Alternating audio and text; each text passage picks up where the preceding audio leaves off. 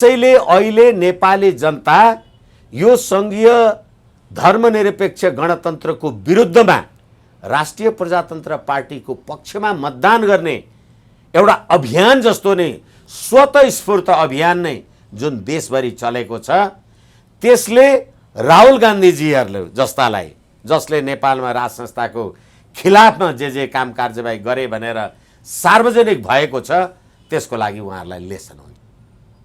फातेमा सुमार एमसीसी को सिलसिलामा नेपाल आउँदा पनि होटल म्यारियट बस्नुभयो। अस्ति अमेरिकी प्रतिनिधिमण्डल आएर संसदीय प्रतिनिधिमण्डल पनि होटल म्यारियटमै बस्यो। अहिले राजीव गान्धी पनि राहुल गान्धी पनि त्यहीँ बस्नुहुन्छ र धर्मनिरपेक्षताका पक्षधर राहुल गान्धी आएर अघि मैले मेरियटकै जे निरन्तरता बताएँ र त्यो मेरियटमै बसेर यो बस्नु भएको छ भनेदेखि मलाई लाग्छ यसले नेपालको धार्मिक सद्भावनालाई कुनै न कुनै रूपले त्यतिखेरै 2, 4, 5, 7, 10 दिनकै अन्तरालमा अहिले भारतका प्रधानमन्त्रीजी नेपाल आउँदै हुनुहुन्छ। बुद्ध पूर्णिमाका दिन भगवान बुद्धको जन्मस्थल नेपालमा स्वागत छ भनेका छौँ। अब नरेन्द्र मोदीजी आएर भारतमा सिद्धार्थ गौतम पैदा हुनुभएको हो भन्ने कुरा हुँदाखेरि त राजा शुद्धोधन कहाँ जन्मेका थिए? राजा शुद्धोधन कहाँका राजा थिए? कपिलवस्तुका थिए होला। अनि मेरो बाउ चाहिँ नेपालमा थियो, मेरी आमा चाहिँ नेपालमा थिइन्, अनि म चाहिँ भारतमा जन्मे। अनि यो ठट्टाको कुरा जे नरेन्द्र मोदीजीबाट भएको छ। भारत धर्मनिरपेक्षको अहिलेको सत्ताधारी पार्टी विपक्षमा, राहुलजी धर्मनिरपेक्षताको पक्षमा, तर उहाँलाई पनि अनि उपमेयर कम्युनिस्टको अथवा समाजवादी पार्टीको, अनि 4 वटा सदस्य 4 वटा वडाका काङ्ग्रेसका, 5 वटा माओवादीका, 3 वटा समाजवादीका, 4 वटा केकेवादीका भएपछि अब काठमाडौँ महानगरको निर्वाचन सम्पन्न भयो। भएपछि अब तपाईँ अध्यक्ष, तपाईँ मेयर, तपाईँको त बहुमत छैन, तपाईँले बजेट ल्याउनु भयो। अब उसले भन्छ मेरो काङ्ग्रेसको वडामा छैन, उसले भन्छ म कम्युनिस्ट जितेको मेरो वडाको खोइ, उसले भन्छ मेरो समाजवादीको पार्टीको वडाको खोइ। पार्टी फेरि कस्ता छन्? अध्यादेशले बनाएका पार्टी छन् भने अहिले तपाईँकै पार्टीको प्रधानमन्त्रीजी केपी शर्मा ओलीजीले धरहरा उद्घाटन गरे कति भयो? अनि त्यहाँ को पर्यटक जान्छन्, को नेपाली जनताले हेर्न पाउँछन् भने तपाईँहरूको यो जुन झुट नाटक र फरेब, जसरी शत्रुघ्न सिन्हा जस्ता मान्छेहरू, कलाकार स्थापित मान्छेहरू निर्वाचनमा जितेर उहाँहरू 5 वर्ष टिक्न नसकेर संसद पद छोडेर बस्नु पर्यो। राम्रो मान्छे हुनु होला, तर के भने तपाईँको टिम नभइकन खेलमा मदारीले बाँदर नचाह्यो भने 10,000 हेर्ने मान्छेहरू होलान्, तर भोट हाल्नु पर्यो भने मदारीलाई कति भोट आउला? 5 भोट आउँछ कि आउँदैन? घरकै बुढीले पनि दिन्छ कि दिँदैन? त्यो मदारीका पछाडि बाँदर नाच्नेका पछाडि त्यो राप्रपाको नेतृत्व वर्ग लाग्यो भने चाहिँ फेरि अहिलेको यो डडेलो परालको खरानी भन्दा पनि उडेर समाप्त हुनु बेर हुँदैन। वरिष्ठ अधिवक्ता विष्णु भट्टराईजी हुनुहुन्छ। पछिल्लो समसामयिक विषयवस्तुमा केन्द्रित रहेर आज हामी उहाँसँग कुराकानी गर्नेछौँ। स्वागत छ सर यहाँलाई इन्द्रेणी खबरमा। हजुर धन्यवाद। आरामै हुनुहुन्छ? ठिकै छु। अब अहिले यो एकातर्फ चुनावी सरगर्मी बढिरहेको अवस्था छ। सबै राजनीतिक दलहरू आफ्नो पार्टीको चुनाव प्रचारमा उम्मेदवारहरूलाई लिएर चाहिँ घर दैलो कार्यक्रममा चुनाव प्रचार अभियानमा चाहिँ होमिएको अवस्था छ। बिचमा छिमेकी मुलुक भारतबाट उच्च स्तरीय नेताहरूको भ्रमणको कुरा पनि आइरहेको छ। राहुल गान्धी यतिखेर काठमाडौँमै छन्, जुन यो भ्रमणलाई लिएर चाहिँ भारतीय पत्रिकाहरूले चाहिँ विभिन्न किसिमका सनसनीखेज समाचार पनि बनाइरहेको अवस्था छ। अर्कोतर्फ चाहिँ यही चुनाव वैशाख 30 गते हुँदैछ, जेठ 2 गते पूर्णिमाको दिनमा पारेर, बुद्ध पूर्णिमाको दिनमा पारेर चाहिँ भारतीय प्रधानमन्त्री नरेन्द्र मोदीको भ्रमणको तालिका पनि सार्वजनिक भएको छ। अब यो भ्रमणलाई लिएर चाहिँ सबैले चासोका साथ हेरेका छन्। विशेष गरी भन्यो भने भगवान बुद्धको जुन जन्मस्थलको विषयमा चाहिँ भारतले पटक पटक टिका टिप्पणी गर्दै आइरहेको छ। बुद्ध भारतमै जन्मेका हुन् भनेर, त्यहाँ लुम्बिनी जस्तै समान देखिने गरी चाहिँ त्यहाँ संरचनाहरू पनि निर्माण गरिरहेको र अन्तर्राष्ट्रिय रूपमा चाहिँ त्यो लभिङ भारतले गरिरहेको अवस्थामा प्रधानमन्त्री नरेन्द्र मोदीको यो लुम्बिनी भ्रमणलाई जसरी महत्त्वका साथ हेरिएको छ, कि साँच्चीकै बुद्ध नेपालमै जन्मेको हो भनेर नेपालीले अहिले भन्नुपर्ने अवस्था छ। Buddha was born in Nepal भनेर त एउटा अभियानै चल्यो, त्यसरी विदेशीलाई चिनाउनु परेको अवस्था छ। त्यो अवस्थाको अन्त्य चाहिँ हुन्छ। विदेशीले पटक पटक भारतले जुन हेपा प्रवृत्ति आइरहेको छ, बुद्ध भारतमै जन्मेको भनेर भन्दै आइरहेको छ, त्यो प्रवृत्तिको अन्त्य हुन सक्छ यो भ्रमणले। यहाँले कसरी हेर्नुहुन्छ? धन्यवाद। पहिलो कुरा त अहिले हामीले माने पनि नमाने पनि संविधान सभाले जारी गरेको, मैले बनाएको भनेको छैन है इन्द्रेणी खबरज्यू, संविधान सभाले जारी गरेको संविधान नेपाली जनताको संविधान नै होइन। भर्खरै यो संविधान जारी भएपछि 2078 सालमा भएको राष्ट्रिय जनगणनामा नेपालमा 93% ओमकार परिवार बस्छन्, हिन्दू धर्मावलम्बी बस्छन् भनेर राष्ट्रिय जनगणना आएको छ। त्यस्तो यो संविधान बनिसकेपछि पनि यो देशमा जब 94-93% ओमकार परिवार बस्छन् भनेर भन्ने आएपछि यो धर्मनिरपेक्षको संविधान नेपाली जनताको संविधान होइन रहेछ भन्ने प्रमाणित भयो।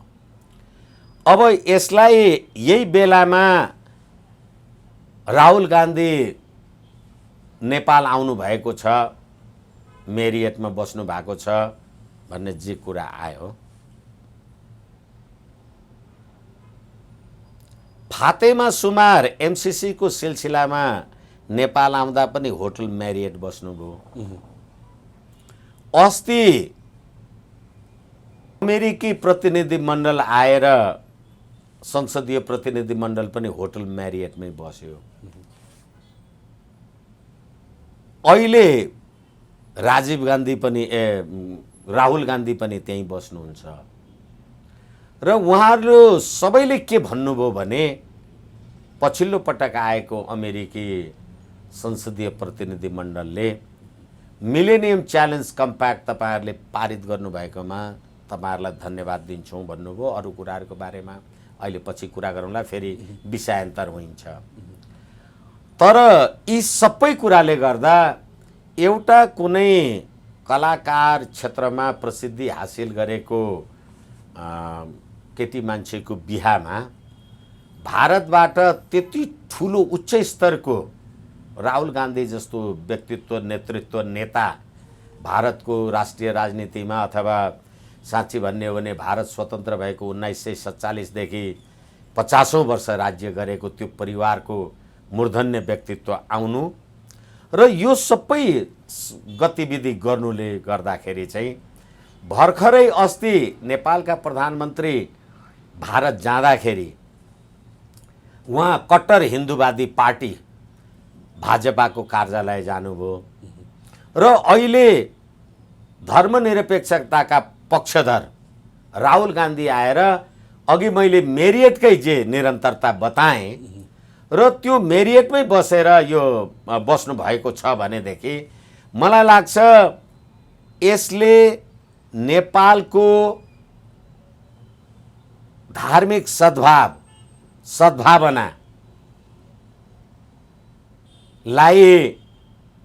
कुनै न कुनै रूपले आफ्नो तर्फ आकर्षित गर्ने, नेपाली जनताको ध्यानाकर्षण आफूतिर आकर्षित गर्ने राहुल गान्धीको प्रयास हुन सक्छ। र त्यतिखेरै 2, 4, 5, 7, 10 दिनकै अन्तरालमा अहिले भारतका प्रधानमन्त्रीजी नेपाल आउँदै हुनुहुन्छ बुद्ध पूर्णिमाका दिन भने पनि यसले पनि नेपाली जनताको भावनालाई आफूतिर आकर्षित गरेको ठान्नुपर्ने हुन सक्छ। तर के हो भनेदेखि नेपालमा राज संस्थाको अन्त्य र नेपालको हिन्दू राष्ट्रको पहिचानलाई अन्त्य गर्नका लागि राहुल गान्धीको पार्टीबाट जुन काम कारबाही गतिविधि भएको छ त्यो गतिविधिले गर्दाखेरि हामीलाई उहाँको भ्रमणबारे शङ्का चाहिँ छ र उहाँ त्यो कुराको पक्षधर शक्तिलाई बल पुर्याउनलाई आएको पनि हुन सक्छ चुनावको। र हामी अहिले जुन संवैधानिक राज संस्था हिन्दू राष्ट्र र अखण्ड नेपाल भनेर राष्ट्रिय प्रजातन्त्र पार्टीको नाउँबाट हामी देशभरि निर्वाचनमा यो संविधानको खिलाफमा, किनभने 2047 को संविधानको शपथ ग्रहण गरेका कांग्रेस एमाले त्यतिखेरका राजनीतिक दलहरू, जनमोर्चा, धनमोर्चा जे हुन्, गिरिजा प्रसाद होला, सुशील कोइराला, केपी शर्मा ओली, शेरबहादुर देउवा लगायतका मान्छेहरू, उनीहरू 2347 को संविधानको शपथ ग्रहण गरेर 2347 को संविधानलाई डढाउनका लागि 62-63 मा आन्दोलन गरे होइनन् र यसकारणले गर्दाखेरि जनताको राजकीय सत्ता र संप्रभु सत्ता कागजमा लेखेर सीमित हुँदैन। यसैले अहिले नेपाली जनता यो संघीय धर्मनिरपेक्ष गणतन्त्रको विरुद्धमा राष्ट्रिय प्रजातन्त्र पार्टीको पक्षमा मतदान गर्ने एउटा अभियान जस्तो नै स्वतःस्फूर्त अभियान नै जुन देशभरि चलेको छ, त्यसले राहुल गान्धीजीहरूले जस्तालाई, जसले नेपालमा राज संस्थाको खिलाफमा जे काम कारबाही गरे भनेर सार्वजनिक भएको छ, त्यसको लागि उहाँहरूलाई लेसन हुन्छ यो। र अर्को कुरा, नरेन्द्र मोदीजी 2 गते जे आउनु हुँदैछ, मलाई लाग्छ 2019 मा सी जिनपिङ नेपाल आउँदा भगवान बुद्धको देशमा महामहिम राष्ट्रपतिज्यू तपाईँलाई स्वागत छ भनेर स्वागतद्वार बनाइयो। कसले बनायो स्वागतद्वार? सरकारले बनायो, राज्यले बनायो। भनेदेखि अब सी जिनपिङलाई हामीले भगवान बुद्धको जन्मस्थल नेपालमा स्वागत छ भनेका छौँ। अब नरेन्द्र मोदीजी आएर भारतमा सिद्धार्थ गौतम पैदा हुनुभएको हो भन्ने कुरा हुँदाखेरि त राजा शुद्धोधन कहाँ जन्मेका थिए?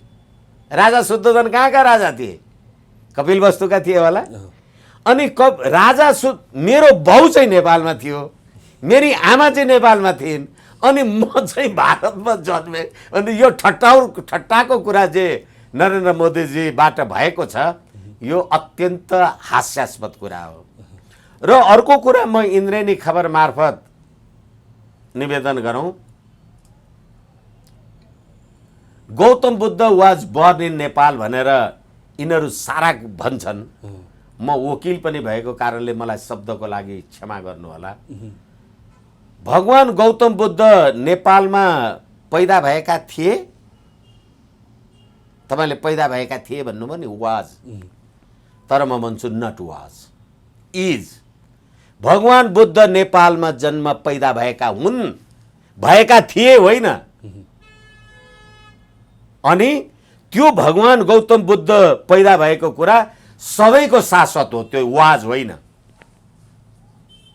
भगवान बुद्ध, गौतम बुद्ध नेपालमा पैदा भएका हुन्। थिए भन्ने हो भने त नेपाल थिए कि थिएन यो कुरा होइन। यसै कारणले गर्दाखेरि यो गौतम बुद्धको देशमा देवादिदेव महादेवको देशमा आएर राहुल गान्धीजी अथवा सोनिया गान्धीजी इटालियन आमा बुवाको छोरी हुनुभएको कारणले गर्दा पशुपति दर्शनको बारेमा जे विवाद आदि इत्यादि भयो होला।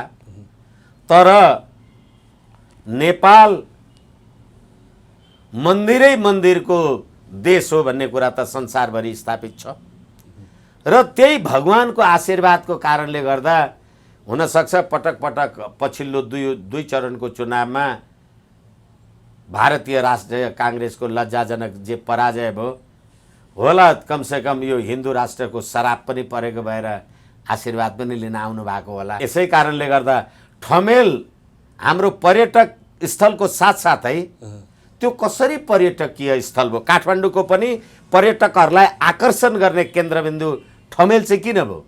किनभने त्यहाँको खानपिन, बस उठ रहनसहन, हाम्रा त्यहाँ त्यो होटलमा काम गर्ने उसहरूले लगाउने हाम्रो परम्परागत वेशभूषा, यो सम्पूर्ण कुराले आकर्षण गरेर न हो। त्यो आकर्षणको केन्द्रबिन्दु चाहिँ के हो? त्यो कहिलेकाहीँ ठट्टा गर्दाखेरि मान्छेहरू भन्ने गर्छन् अथवा हामीहरू भन्ने गर्छौँ, एक दिन महादेव र गौतम बुद्ध भगवान बुद्धको बिचमा प्रतिस्पर्धा भएछ कि यो रिङ रोड तँ छिटो पुरा गर्छस् कि म छिटो पुरा गर्छु भनेर। अनि देवादिदेव महादेवले भन्नुभएछ यो भगवान बुद्ध यसो लौरो यसो टेकेर हिँड्ने पनि के गर्ने, के छ र यिनको यो यो यो यो के कचौरा सचौरा के खपटा मागेर हिँड्ने, म एकैछिनमा घुमेर आइहाल्छु नि, म जित्छु भनेर दुईजना हिँडेको। भरे भने भगवान बुद्ध पार गरेर आइसक्नुभयो, देवादिदेव महादेव आउँदैनन् त।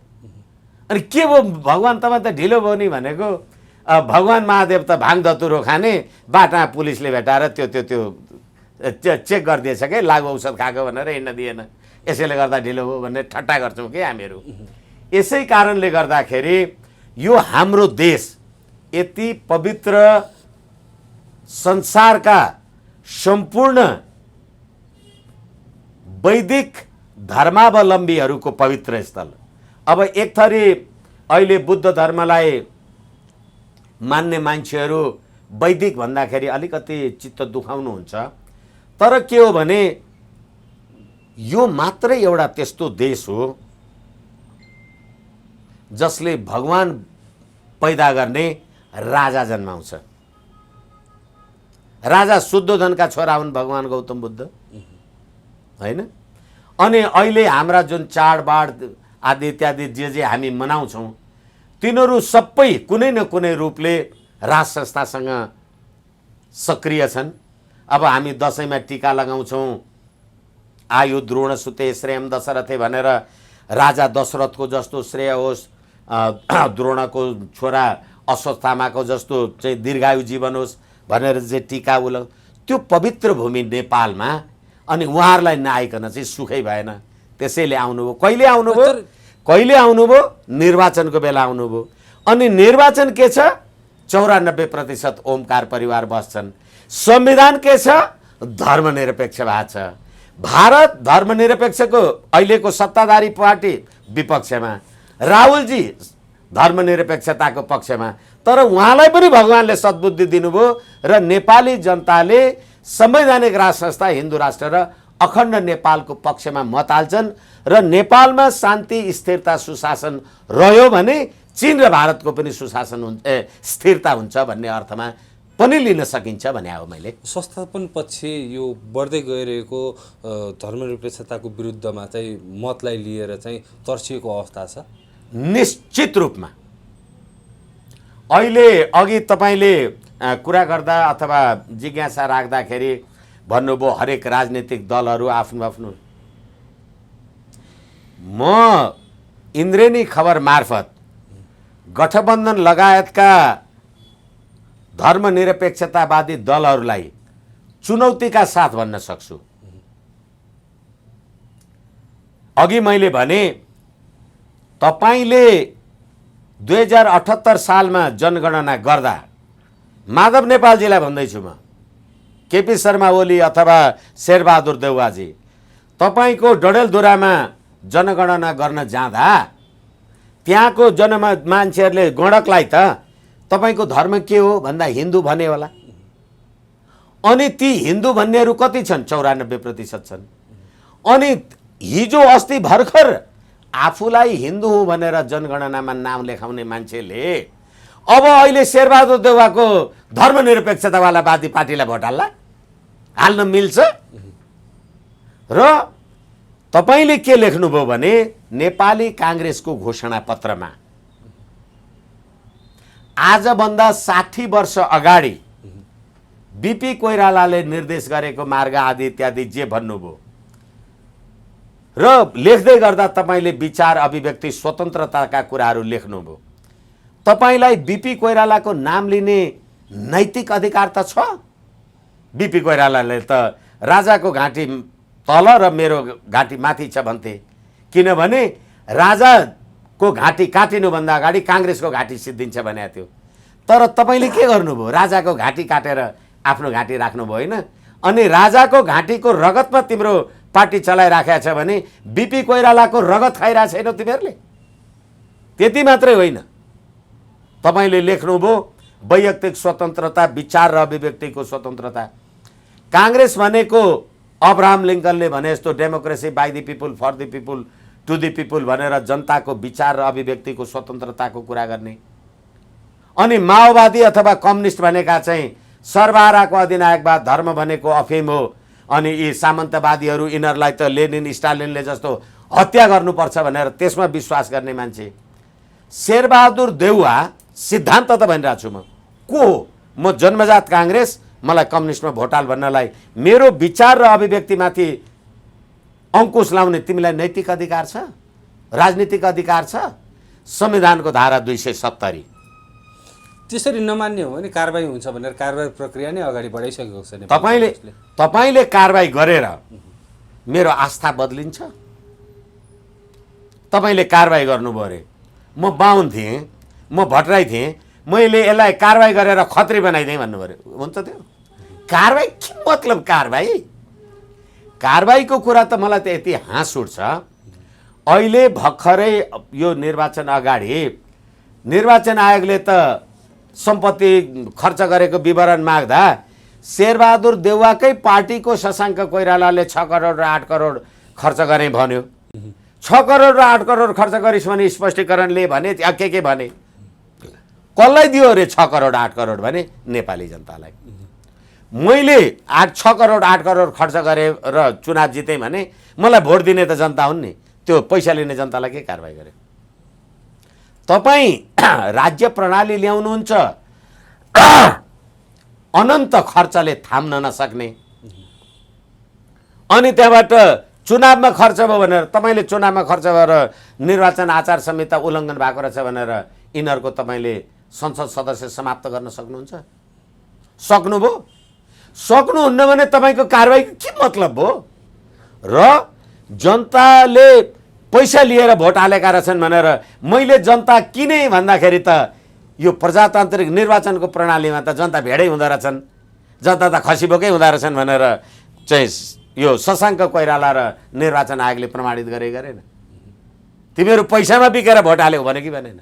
अब यो गठबन्धनकै कुरा गर्दाखेरि पनि एउटा राजनीतिक दलले अर्को राजनीतिक दललाई जुन भोट हाल्ने कुरा छ, अहिले पछिल्लो समय यस पटकको चुनावमा हेर्ने हो भने चाहिँ धेरै हदसम्म त्यो जनतामा एक किसिमको सचेतना भन्ने कि के हो, आफ्नो बाहेक अर्को पार्टीलाई त्यसरी भोट हाल्न सक्दिन भनिरहेको अवस्थामा चाहिँ अब यो स्थानीय निकाय निर्वाचनसँग मात्रै यो गठबन्धन चाहिँ कायम रहन्छ अथवा चाहिँ अगाडि पनि त्यो जाने स्थिति देखिन्छ त? म त भन्छु यो गठबन्धन एक अर्थमा त मलाई त खुसी लागेको छ, किनभने मैले पुल्ठो लगाएर डढाउनु पर्ने, भत्काइदिनु पर्ने तपाईँको घर तपाईँले आफै आगो लगाएर डढाउँदै हुनुहुन्छ। अहिले हेर्नुहोस्, काठमाडौँमा तपाईँलाई एउटा राजा हुँदा त बहुत ठुलो यो राजा महाराजा निरङ्कुश भन्नुहुन्थ्यो। अहिले त गणेशमानको परिवारलाई नै तपाईँले जे गर्नुभएको छ त्यसको बारेमा पनि फेरि कुरा गरौँला सबै रह्यो भने। अहिले मेयर कसको? काङ्ग्रेसको। म त गठबन्धनले जितोस् भन्दैछु।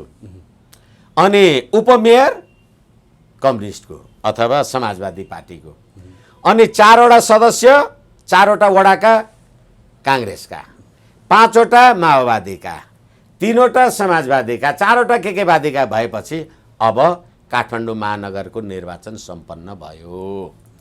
भएपछि अब तपाईँ अध्यक्ष, तपाईँ मेयर, तपाईँको त बहुमत छैन, तपाईँले बजेट ल्याउनु भयो।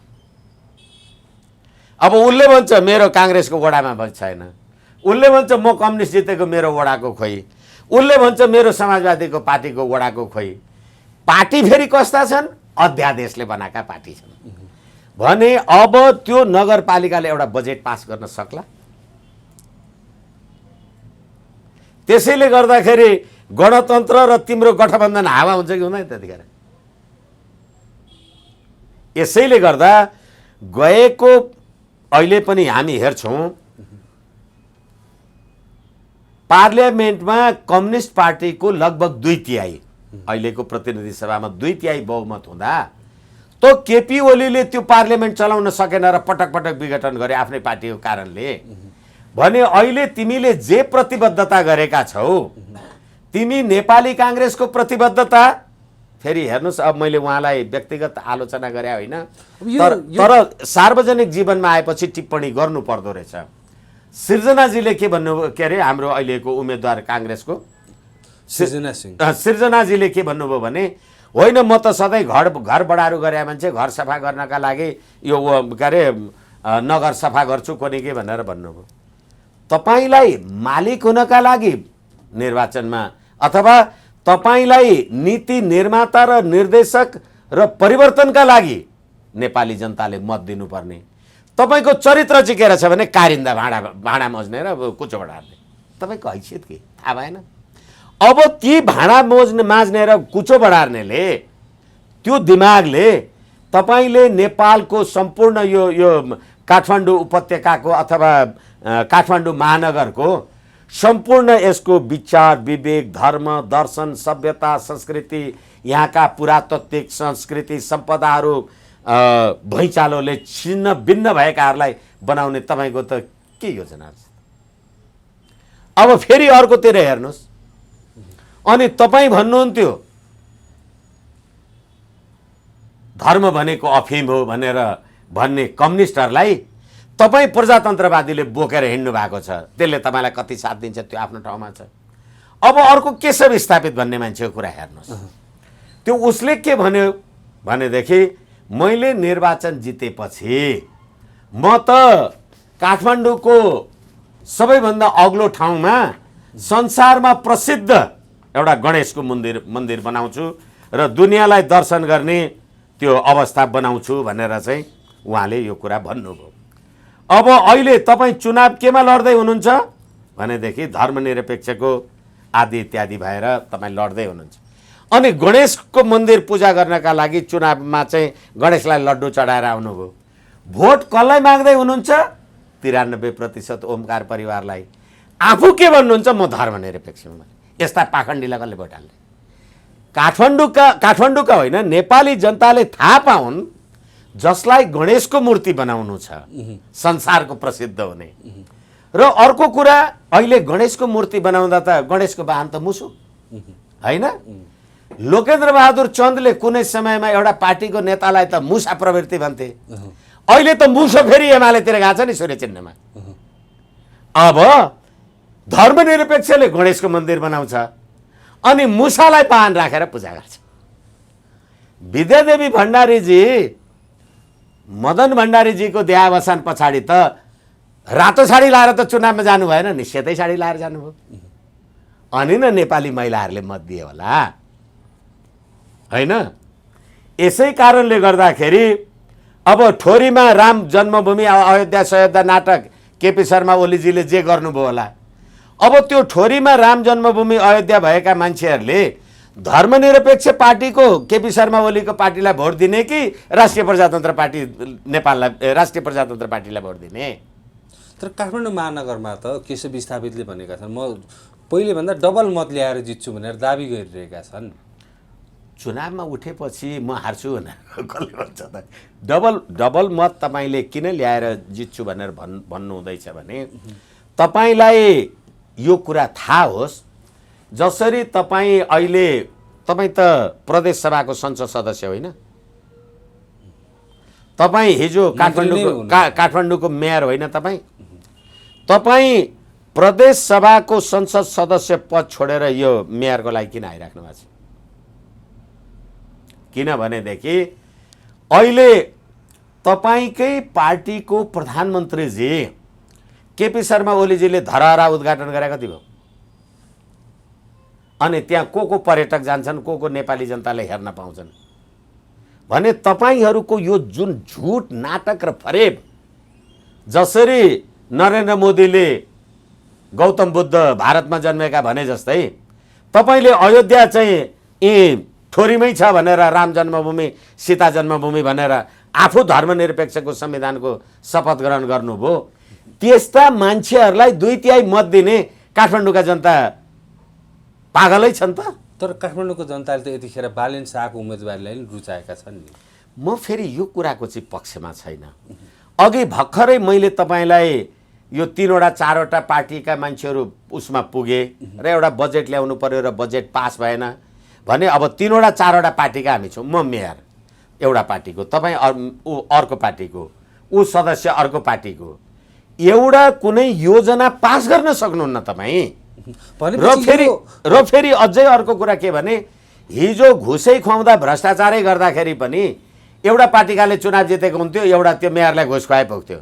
अहिले त तँ काङ्ग्रेसलाई घुस दिने मलाई के दिने भनेर अर्को त कहाँ जाने नि। अनि गोकुल बास्कोटावाला प्रवृत्ति त फेरि काठमाडौँ मेयरमा चाहिँ आउँदैन। अब तपाईँले बालेन शाहवाला कुरा जे गर्नुभएको छ, एक्लै बालेन शाह जित्नुभयो अरे। अहिले मैले जे भने त्यो कुरा उहाँले के लागू गर्नुहुन्छ? उहाँको त्यो लागू गर्ने मेकानिजम के छ? कतिवटा छन् उहाँका वडा सदस्य? कसरी उहाँले त्यो स्थानीय सरकारको संसदमा स्थानीय सरकारको बैठकमा त्यो योजना कसरी पास गराउनुहुन्छ? यो भ्रम पाल्ने कुरा नगर्नुहोस् न। र हामीले हेरेका छौँ अमिताभ बच्चन जस्ता मान्छेहरू, शत्रुघ्न सिन्हा जस्ता मान्छेहरू, कलाकार स्थापित मान्छेहरू निर्वाचनमा जितेर उहाँहरू 5 वर्ष टिक्न नसकेर संसद पद छोडेर बस्नु पर्यो। राम्रो मान्छे हुनु होला, तर के भने तपाईँको टिम नभइकन तपाईँले यो कुरा आर्जन गर्न बालेन शाहसँग टिम छैन, त्यसकारण त्यो सम्भवै छैन भनेको। अब यो गठबन्धनको कुरा जुन अघि यहाँले पटक पटक गर्नुभयो, यो गठबन्धनको कारणले नै जसरी केन्द्रमा असफल भयो प्रणाली, अब यो केन्द्रमा मात्रै होइन, अब स्थानीय तहसम्म चाहिँ असफल हुने भयो। अब होइन, अहिले स्थानीय तहमा यस कारणले असफल हुन्छ। मैले भनिगएँ, तपाईँ काङ्ग्रेसको मेयर, म समाजवादीको उपमेयर, ऊ वडा, त्यो एउटा काम हुँदैन। र त्यसले गर्दाखेरि के हुने भयो भने अब तपाईँले 6-8 महिना 10 महिना पछाडि त पार्लियामेन्टको चुनाव गर्नुपर्छ भने अब जसरी गठबन्धन स्थानीय निकायको कारणले गर्दा एउटा बजेट र काम कारबाही गर्न नसकेर निष्फल हुन्छ, त्यो हेरेर नेपाली जनताले प्रतिनिधि सभाको निर्वाचनमा यस्ता गठबन्धनलाई भोट पनि दिँदैनन्। र विचार र अभिव्यक्तिको स्वतन्त्रता, म जन्मजात काङ्ग्रेस, मलाई तपाईँले कम्युनिस्टमा भोट हाल भन्ने, म जन्मजात कम्युनिस्ट, तपाईँ मलाई काङ्ग्रेसमा भोट हाल भन्ने, र म जन्मजात राज संस्थावादी, तपाईँले मलाई गणतन्त्रमा भोट हाल भन्ने। यसै कारणले गर्दा अघि पनि मैले भन्दै थिएँ, संविधानको धारा 270, संविधानको धारा 270ले के भन्यो भने एउटै राजनीतिक विचार सिद्धान्त निष्ठालाई मात्रै आदर गर्ने र अरूलाई इन्कार हुने गरी बनाएका कुनै ऐन कानुन आदि इत्यादि असंवैधानिक हुन्छन् भनेको छ। अहिले काङ्ग्रेसले कम्युनिस्टलाई भोट हाल भन्न पाइन्छ, माओवादीलाई भोट हाल भन्न पाइन्छ। अनि त्यहाँबाट लेनिन र स्टालिन, हिजो पुस 27 गते हामीले हेऱ्यौँ, पृथ्वीनारायण शाहको तस्विरमा शालिगमा माल्यार्पण गर्न त राजा ज्ञानेन्द्र पनि आए, विद्यादेवी भण्डारीजी राष्ट्रपतिजी पनि आउनुभयो। अब यो देशको हिन्दुत्व मान्ने राष्ट्रिय जनगणना आयोगले बनाएको जस्तो देखाएको जस्तो कुराले गर्दाखेरि अब नेपाली जनताले संवैधानिक राज संस्था हिन्दू राष्ट्र र अखण्ड नेपालको पक्षमा मत हाल्नका लागि त यो गठबन्धनले त सम्पूर्ण नेपाली जनतालाई राज संस्था वाञ्छनीयता रहेछ भन्ने त बुझाए नि। होइन भने हिजो तपाईँको टाउको काटेर राज्य गर्छु भन्ने मान्छे म, अनि तपाईँ मेरो टाउकाको मोल तोकेर राज्य गर्ने मान्छे तपाईँ। अनि यस्ता अपवित्रहरू जसले राज्य लुट्न मात्रै खोजे, राज भयो, नीति भएन। त्यसैले राष्ट्रिय प्रजातन्त्र पार्टीको जुन संवैधानिक राज संस्था अखण्ड हिन्दू राष्ट्र नेपालवाला नीति छ, म राज संस्थावादी मान्छेलाई तपाईँ गठबन्धन गरेर तपाईँ मलाई गणतन्त्रवादीलाई भोटाल भन्न आउने तपाईँको नैतिकताले दिन्छ? यो तर त्यही राष्ट्रिय प्रजातन्त्र पार्टी पनि ठाउँ ठाउँ विभिन्न नगरपालिकामा त हो, गठबन्धन गरेर हो। त्यसैले तपाईँ गठबन्धन गर्नुहोस्, भोट दिने त मेरो अधिकार नि, मेरो खुसी। तपाईँले भनेका मैले भोट हाल्नै पर्छ, मैले भोट हालिनँ, एकछिनलाई मान्नुहोस्, तपाईँ के गर्नुहुन्छ? मैले मेरै संवैधानिक राज संस्थावादी साथीलाई भोट दिएँ। म तपाईँको कार्यकर्ता होइन, म तपाईँको कारिन्दा होइन। म संवैधानिक राज संस्था हिन्दू राष्ट्र अखण्ड नेपालको सिद्धान्तमा विश्वास राख्ने राजनीतिक पार्टीको सदस्य हुँ। मेरो सिद्धान्त, जुन सिद्धान्त मानेर म तपाईँसँग टिका लगाएँ, खादा माला लगाएँ, हुनसक्छ तपाईँ आउनुभयो अहिले नयाँ अध्यक्ष भनेर ढोग्न पनि गएँ होला, तपाईँलाई सिद्धान्त बेच्नलाई मैले ढोग्या हो। त्यसैले गर्दा कुनै पनि नेपाली जनताले गणतन्त्रको पक्षमा राज संस्थावादी मानिसले मतदान गर्दैन। त्यो नीति पनि होइन, नैतिकता पनि होइन। र फेरि अर्को कुरा, नेपाली जनताको राजकीय सत्ता र नेपाली जनताको सम्प्रभु सत्ता। मेरो सम्प्रभु सत्तालाई तपाईँ त्यहाँ भोट हाल र त्यहाँ नहाल भनेर निषेध गर्ने तपाईँको। यसै कारणले गर्दाखेरि आम नेपाली जनतालाई 93-94% ओमकार परिवारलाई र अहिले होली वाइन खाने, भगवान बुद्धको शालिग चाहिँ तोडफोड गर्ने माधव नेपाल मार्काका पार्टीहरू, अनि केपी शर्मा ओलीजीहरू होली वाइन खाने, होली वाइन खाएर क्रिस्चियनिटी चाहिँ बढाउने, 94% हिन्दू राष्ट्र हिन्दुत्व मान्ने हुँ भन्ने ती नेपाली जनताले चाहिँ राष्ट्रिय प्रजातन्त्र पार्टीलाई मत नहाल्ने। तपाईहरू धर्मनिरपेक्ष हो कि धर्म बेचुवा हो? क्रिस्चियनिटीलाई चाहिँ बढाउनु भयो, हिन्दुत्वलाई चाहिँ समाप्त गर्नुभयो नि। अस्ति चैत 26 गते नेपालका एक थरी केही महिलाहरूले प्रेस सम्मेलन गर्नुभयो। हामी माओवादी जनयुद्धमा बलात्कृत भयौँ। अहिले बलात्कारका घटना अनेकन होला, के एउटा मुद्दा सुद्धा चलेको होला, अब त्यसमा पनि बढी जान्न म। तर अहिले चैतको 26 गते त्यो प्रेस मिट गर्नुभयो तपाईँले, अनि यौन हिंसा विरुद्धको अध्यादेश ल्याउनुभयो तपाईँले। भोलिपल्ट राष्ट्रिय जनगणनामा 94% ओमकार परिवार बस्छन् यो देशमा। नेपालमा महिलाहरूको सङ्ख्या 51.46% छ, पुरुषको सङ्ख्या कम छ भनेपछि अहिले सरकारमा को छ? त्यही महिला बलात्कृत गर्ने मान्छे छन्। तिनै बलात्कारीले के ल्याउँछ? अध्यादेश ल्याउँछ। अनि तिनै बलात्कारीले चुनाव गराउँछु भन्छन्, अनि तिनै 51% महिलाले त्यही बलात्कारीलाई भोट दिन्छ होला कि म हिन्दू राष्ट्रवादीलाई दिन्छ होला। र मैले बलात्कार गरेँ भने चाहिँ मुद्दामा जेलमा जानुपर्ने, तिमीले बलात्कार गर्यो भने चाहिँ सिंहदरबारमा बस्नुपर्ने, अनि तिमीलाई भोट हाल्नुपर्ने। यो जस्तो नौटङ्की संसारको कुनै राज्य प्रणालीमा हुन्छ? हुन्छ। अब हामी कुराकानीको अन्तिममा छौँ। यो स्थानीय निकायको निर्वाचनपछि मुलुक कतातर्फ जान्छ? स्थानीय निकायको निर्वाचन पछाडि हुन त अब यसलाई हामी नतिजाको रूपमा हेरौँ, मलाई लाग्छ अत्यन्त अप्रत्याशित रूपमा राष्ट्रिय प्रजातन्त्र पार्टीको पक्षमा हामीले जनमत प्राप्त गर्नेछौँ। हालाकि म त्यो पार्टीको कुनै पदाधिकारी, कुनै हैसियतको व्यक्तित्व होइन, म त्यसको एउटा भूतपूर्व प्रवक्ता हुँ, म त्यो पार्टीको केन्द्रीय उपाध्यक्ष हुँ। तर अहिले जे अलिकति केपी शर्मा ओलीले भनेको कुरालाई कहिलेकाहीँ नसम्झौँ भन्दा पनि सम्झिनुपर्ने हुन्छ। त्यसलाई स्मरण गरेर अहिले जुन हाम्रो लहर एक प्रकारको जे छ, त्यसलाई हामीले जनताको दृढ अभिमतमा परिणत गर्न सक्नुपर्छ। ढुलमुले नीति होइन। 1980 मा भारतीय जनता पार्टी बन्दाखेरि त्यतिखेर बिजेपीको 2टा सिट थियो। अहिले भाजपा कहाँ छ? अनि अहिले भारत जस्तो देशमा, धर्मनिरपेक्ष देशमा बारम्बार हिन्दू राष्ट्रवादी पार्टीले चुनाव जितिराखेका छ र 94% ओमकार परिवार बस्ने देशमा तिमीले कसैसँग गठबन्धन आदि इत्यादि गर्नुपर्ने वाञ्छनीयता छैन र तिमीले गरेको ठाउँमा अघि मैले भने एउटा बजेट पनि पास गर्न सक्दैनौ, एउटालाई घुस खुवाउने ठाउँमा 4 ठाउँमा अब घुस खुवाउने बाटो बनाउँदैछौ। तत्काल पछाडि हुने प्रतिनिधि सभाको निर्वाचनमा मलाई लाग्छ यही परिस्थिति रह्यो भने राष्ट्रिय प्रजातन्त्र पार्टीले यो राज्य व्यवस्थालाई परिवर्तन गर्ने मत प्राप्त गर्न सक्छ। त्यसको लागि के गर्नुपर्छ राष्ट्रिय प्रजातन्त्र पार्टीले?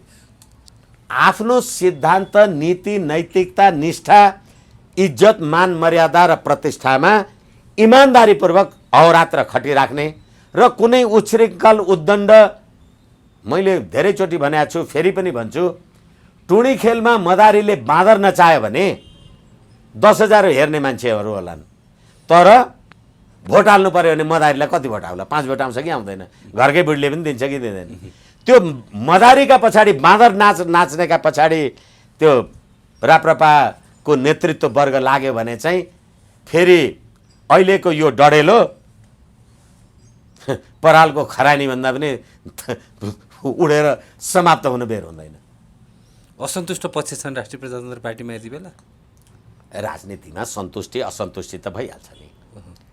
त्यो राजा रामशाह राष्ट्रिय प्रजातन्त्र पार्टीको नि इतिहासै छ क्या, इतिहास नै कस्तो बनेको छ भन्दाखेरि यो महाधिवेशन निर्वाचनको वरपर चाहिँ पार्टीहरू फुट्ने जुट्ने भइरहन्छ। अब निर्वाचनको सङ्घारा छ, यो निर्वाचनपछि अथवा चाहिँ सँगै निर्वाचन आउँदैछ, त्यो अवस्थामा चाहिँ पार्टी टुटफुट हुने त्यस्तो अवस्था छ?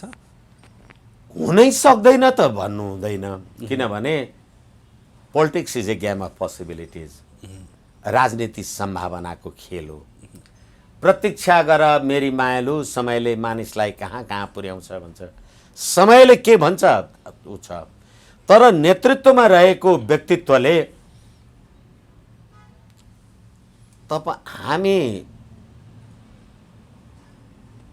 गीतामा विश्वास गर्छौँ, परित्राणाय साधूनां विनाशाय च दुष्कृतां धर्म संस्थापनार्थाय सम्भवामि युगे युगे भनेर श्रीकृष्णले दुष्टहरूको विनाश गर्न, सज्जनहरूको रक्षा गर्नका लागि म युग युगमा पैदा हुन्छु भन्नुहुन्थ्यो। राष्ट्रिय प्रजातन्त्र पार्टीको गएको निर्वाचनले हामीले जुन 25-26 वटा मान्य सदस्यहरू संविधान सभामा पठायौँ र तिनीहरूले नै गणतन्त्रको संविधान बनाउनलाई सही गरे, चाहे नोट अफ डिसेन्ट भन्नुहोस् जे भन्नुहोस्, सही त गरे नि। भनेदेखि त्यस्ता दुर्जनहरूबाट मुक्ति दिनको लागि राष्ट्रिय प्रजातन्त्र पार्टीको महाधिवेशनले नयाँ नेतृत्व छानेको हो। तर यसको मतलब धर्म संस्थापनार्थाय सम्भवामि युगे, तपाईँ त्यो नीति त्यो नैतिकताबाट स्खलित हुनुभयो भने फेरि तपाईँको पनि पतित अवश्यम्भावी छ। हिजो रामायण महाभारतका कथा गर्दाखेरि राजा रामचन्द्रलाई त राजा दशरथले त राज्याभिषेकको लागि बोलाएको थियो नि, होइन त राजा हुन पाउँदैनस्, त 14 वर्ष वनवास जानुपर्छ भनेर कैकेयीले त श्राप गर्नुभयो। कैकेयीले श्राप गर्यो भनेर त्यतिखेर चाहिँ सबैले गाली गरे, तर राजा रामचन्द्र 14 वर्ष वनवास नगएको भए रावणको वध त हुँदैन थियो नि। त्यसैले रावणको वध गर्नु पर्यो भने वनवास जान तयार हुनुपर्छ, याद गर्नु पर्यो नेतृत्वमा बसेको मान्छेले। धेरै धेरै धन्यवाद यहाँले यो समय र संवादको लागि। हस्, धन्यवाद।